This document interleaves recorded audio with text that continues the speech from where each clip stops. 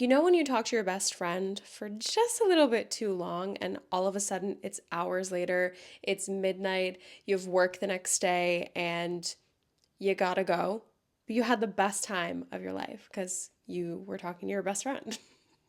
Well, that's exactly what happened in episode 48 with my best friend Ange, where we talked all about the bride and bridesmaids unofficial rule book.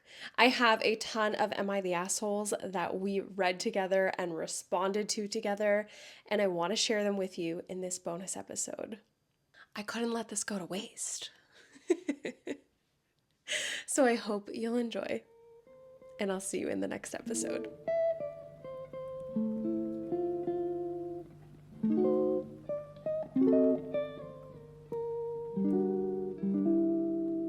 Speaking of drinking and kind of having crazy bachelorettes, I think at the end of the day, there's people you can travel with and there's people you cannot travel with.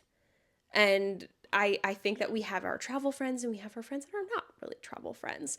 This person asked, ready? Am I the only one who doesn't like the seemed expectation for bachelorette parties to be all about drinking? I'm not a big drinker, maybe a drink or two at an event, and honestly, very uncomfortable being around people that are all drunk. Best ways to politely excuse myself when they are past my comfort level of drinking, this without sounding selfish since it's the bride's day. And then she added an edit. I am a bridesmaid and the plan is a day of bar brewery hopping. So I guess she's just feeling uncomfortable as the bridesmaid that there's this expectation at this bachelorette party she's going to where she has to drink all day. There is nothing I hate more than peer pressure to drink all day in your late 20s or early 30s. I think at all. At all. Scratch that. At all. The peer pressure part at all, but I am dreading it the most in my late 20s. Yeah.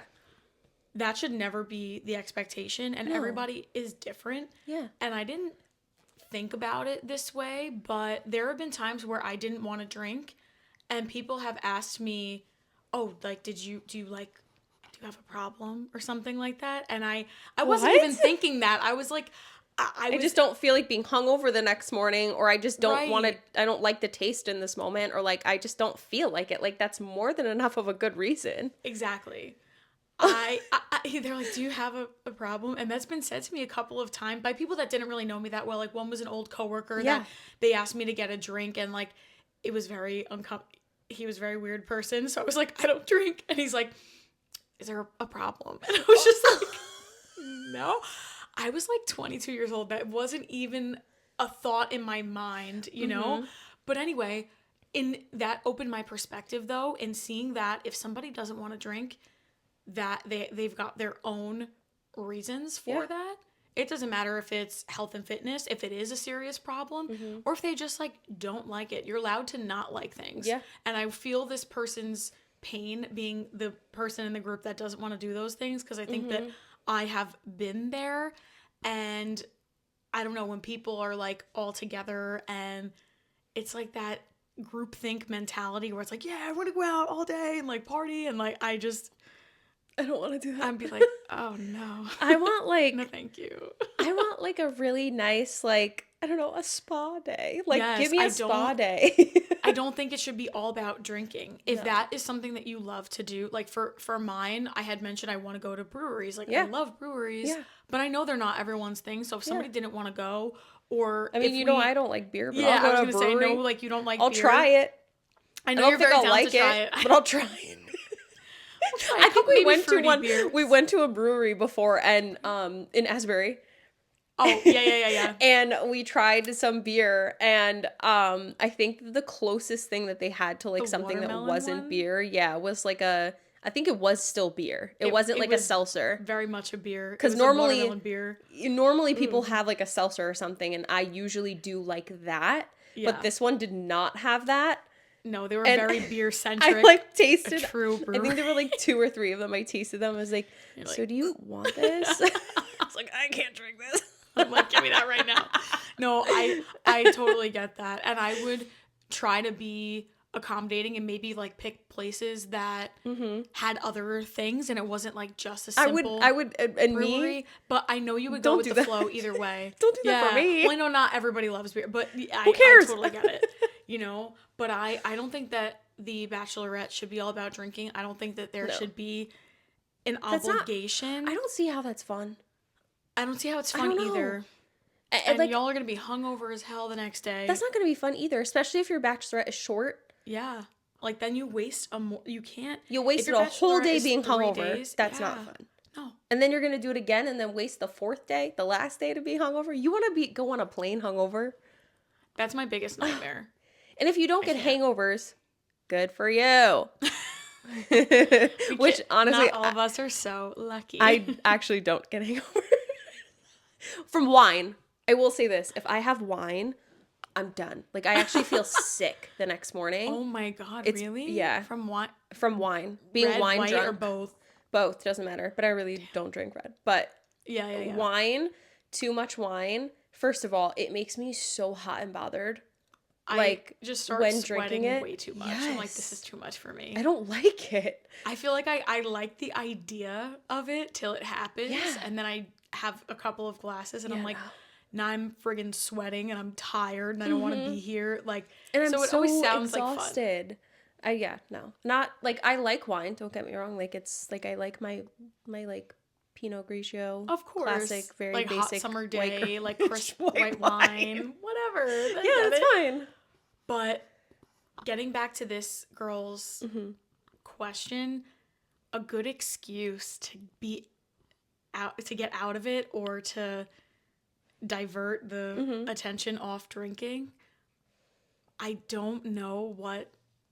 I feel like I have to think about that. Especially if it's the whole Bachelorette. This doesn't actually seem like it's the whole thing. And she said the plan is a day of bar brewery hopping. I think if I were this person, maybe sit out that day. Yeah. Maybe go to the first one if it's not too far away and then make your way back. Just be like, you guys have fun. Like, I'm going to go back and hang out at the house, or maybe take yourself out to lunch or something like that. Yeah, totally. You know, like, I don't know. I think there's something really fun about a solo date anyway. I agree with that. And I wouldn't be mad at you. I would just be like, okay. Same. I wish you would, hang out with us. But that's how I am. Like, I always want everyone to be there. Mm-hmm. But I understand. I think I've really come to an understanding as I've gotten older that, like, not everything is everyone's cup of tea. And that's okay. And in this case, not everybody's drink of choice is an alcoholic one. Right, exactly.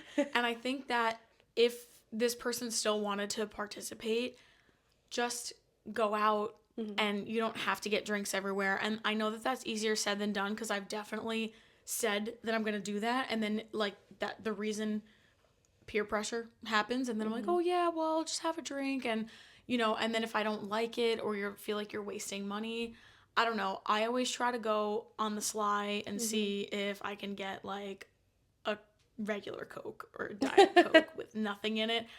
Throw a lime in that sucker. I was going to be like, people throw a lime in there. Rum and Coke or something. Yeah, it's a rum and Coke. Yeah.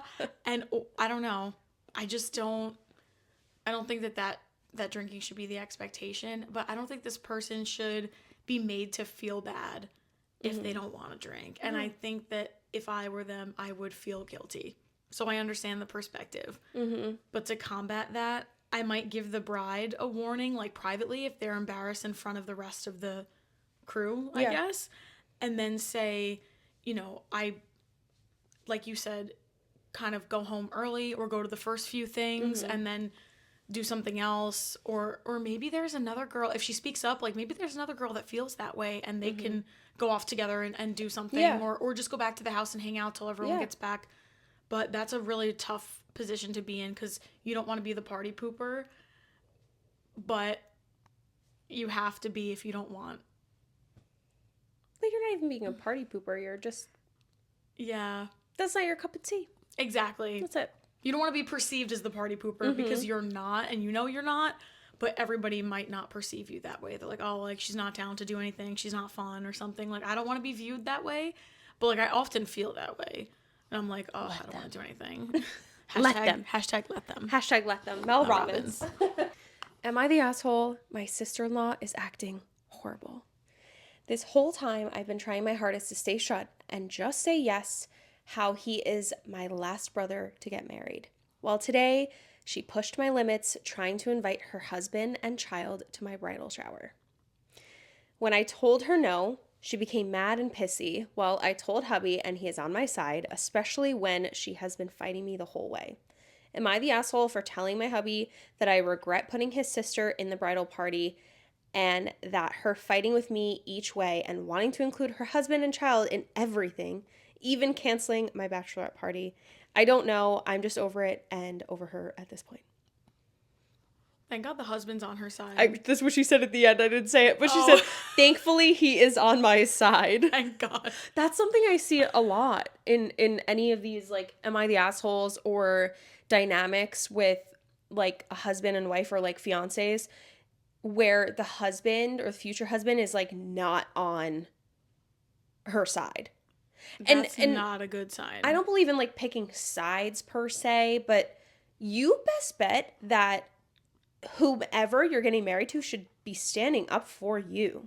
Absolutely. They don't have to agree with you. Yeah. And it doesn't have to be that they're necessarily taking your side if they see both sides of some kind of situation, but that it puts the husband or whoever in that tough spot because it's their family versus the person that they're marrying. And I know that that position sucks, but if you're going to start a life with someone, you should stick up for that person.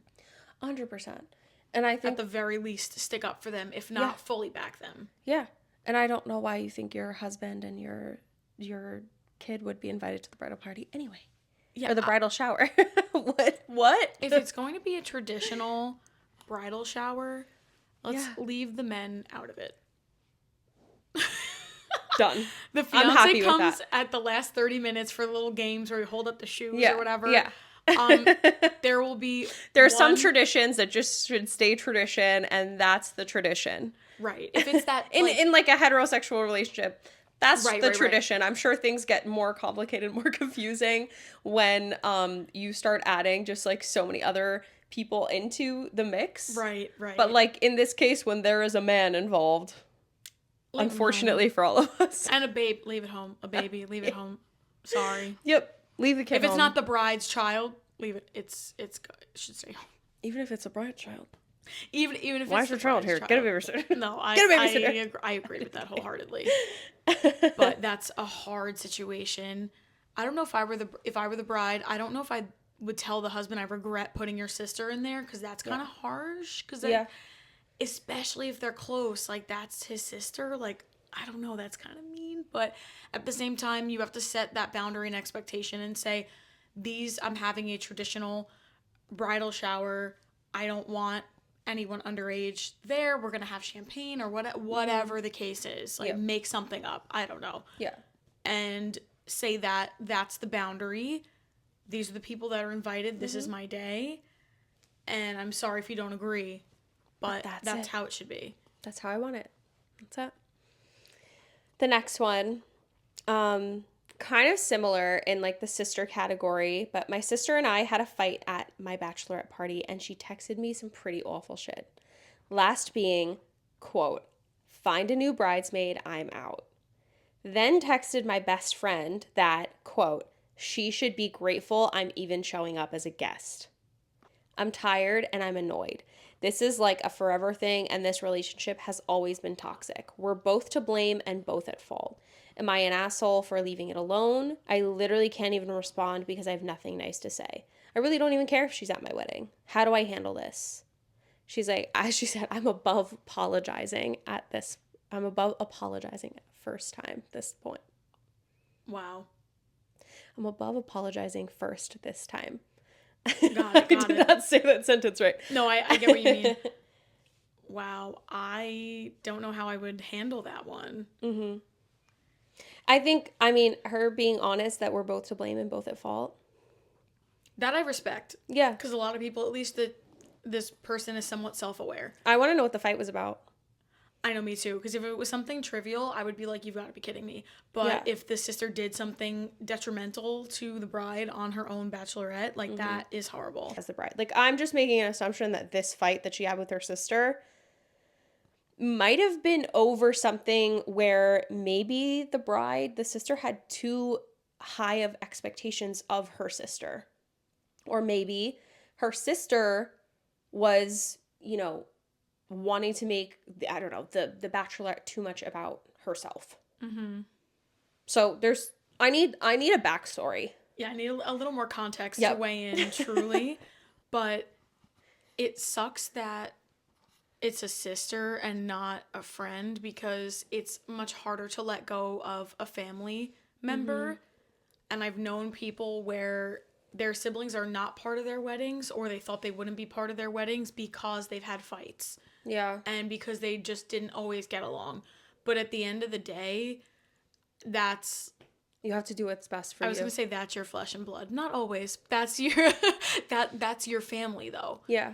And you have to do what's best for you. And unfortunately, if the sister was being really, really selfish and just didn't understand the bride, and she wants to drop out, if I were the bride, I would just say, let them.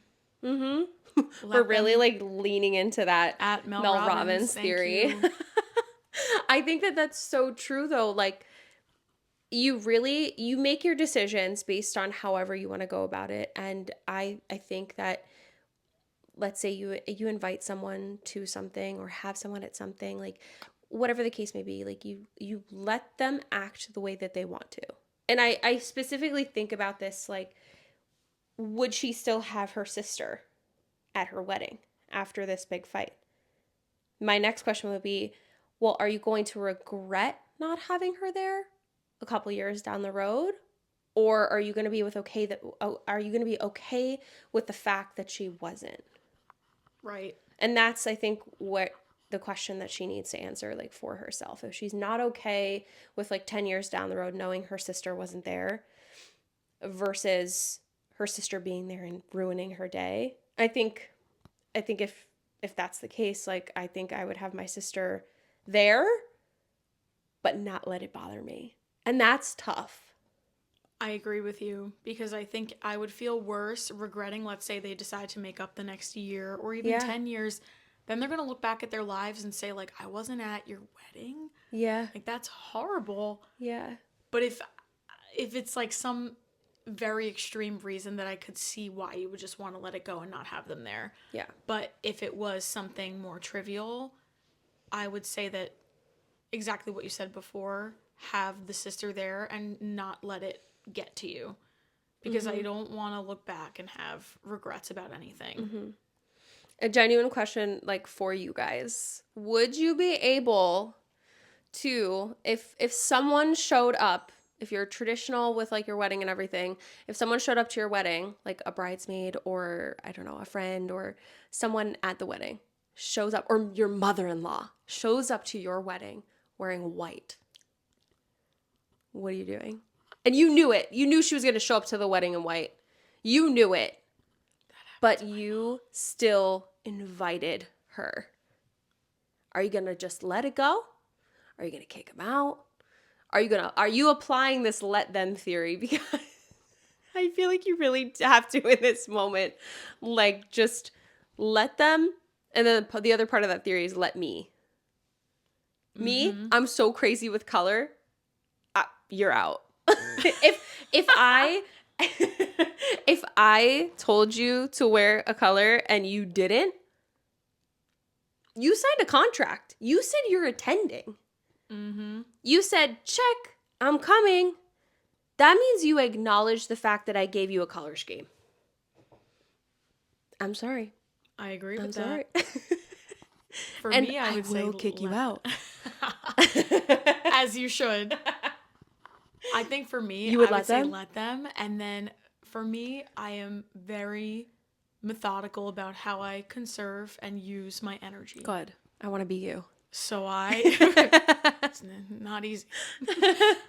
I would let them wear white, and there would be a little note in the back of my head, and I would just say, noted. I store that information for later.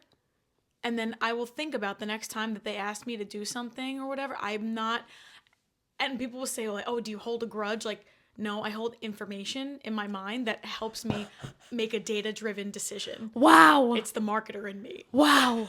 I love I'm that. making a data-driven decision about if I'm going to That's a very Virgo moon thing to say. She's a Virgo moon. I am a Virgo moon. I really like that. See, Just I was... use it as knowledge for the future. Yeah, I like that. See, I was going to say, I'm going to sneak over to the photographer and be like, so listen, this person that's in white, don't take any pictures of them. None. Don't care if they're in the family photos. Pretend you're clicking that button. Mm-hmm. I get it. Mm-hmm. I understand the sentiment. I do. That's where I stand. But I like yours better. Yours is a better approach. I think that I would take note of it in my head, but I think that where I stand is just like the sorority conversation. That'd be such a good conversation. But the sorority conversation where if you tell me to wear black, I am not wearing black. I'm going to wear a different color. So like maybe I'm being a hypocrite. Because I don't like being told what to wear. I understand that. I think it's okay. I also don't like being told what to wear, so I completely get that. But in the same sense, there has to be some perspective there. Mm-hmm. Like the sorority thing, like, okay, that's really lame that you're making me wear hot pink or something, whatever it is. You know, like, I don't want to wear that. But in certain certain places, it's cute. Yeah, exactly. Like if we have a vibe at your bachelorette party for like certain days, if we're doing like a Mean Girls theme, like how cute pink all day, right? How cute. And if you don't want to participate, fine. It's fine. Yeah. I don't care. Exactly. Put in minimal effort. I don't care. Here's the vibe of the day. You want to dress like that? Good. We'll take more pictures. You don't want to dress like that? Fine. You won't be in the pictures. Well, no, but there'll be no record of you there. There'll be no record of you there. So wear the fucking color. But I think the expectation to go to a wedding and not wear white should be crystal clear. Oh, of course. Cannot be clearer than this. A lot of people get do not mad wear a white dress at like red and black too, but like I don't know, I don't see those as like maybe in some cultures it could be. I think in Asian culture it's unlucky to wear red. I could be completely wrong. I'm not sure, but I feel like there's some significance with red whether it's lucky or not, but I think it's not. And then I think a lot of general people just think that wearing black to a wedding is like very unlucky. That's interesting. I haven't heard that, but I could understand something if it is a cultural thing or a religious or spiritual idea that a certain color is bad luck. I would completely understand that. And I would expect the couple to communicate that. Because if I didn't know that was something, and then I show up in a red dress or a blue dress, and they're like, oh my God, why is she wearing that? But I wasn't told, then I feel like that's not grounds for being upset. Yeah. But if you're communicated that specifically, then I think it's a problem. I would love a theme. Anyway. I would love a theme, like a color scheme theme, like giving quite a few options for color. Wait, I went to a destination wedding that had the rehearsal dinner was tequila sunset. And it was like pinks and oranges. Wait, I really like that. And purple, I think. You would have loved it. Oh, I love that. At first, I was like, oh my God, what the hell am I going to wear? Because I don't own any of those colors. And then I found a really pretty orange dress. I was like, okay, this pushed me out of the comfort zone. Yeah. But I was like, oh my God, I'm panicking. Like, I need a new dress. I don't know what I'm going to wear. And then when we went to the party, the pictures came out so nice. They were freaking beautiful. Plus, it was in Mexico. So, like, with the Mexico sunset, it matches the sunset. It was incredible. I could see that. And I literally thought of you because I was like, you're so kind. I love this shit. I think being a color forward person, I always think about like how something looks color wise. And it really does completely change the aesthetic of how something comes together. And I think that's why I'm a planner. Like I love how something comes together and I love the process of putting something together. So of course I love the color.